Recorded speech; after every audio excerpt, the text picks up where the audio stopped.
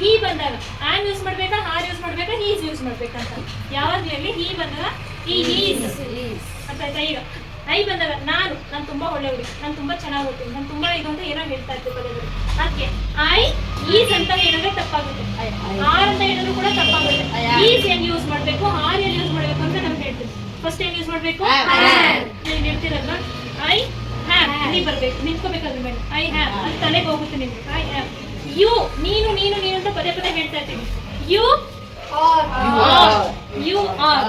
ಹಿ is. ನೋಡಿ ಪದೇ ಪದೇ ಹೇಳ್ತಾ ಇರ್ತೀವಿ. ಈ ಈಸ್ ನೇ ನಾವು ಯೂಸ್ ಮಾಡ್ಬೇಕು, ಆಮ್ ನಿ ಯೂಸ್ ಮಾಡಂಗಿಲ್ಲ, ಆರ್ ನಿ ಯೂಸ್ ಮಾಡಲ್ಲ. He is.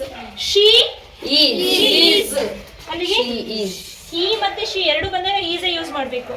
ವಿ ಆರ್ ಎಲ್ಲ ಬರುತ್ತೆ, ವಿ ಆರ್ ಇಲ್ಲಿ ಬರುತ್ತೆ. Next they are. I am, you are, he is, she is, we are, there are.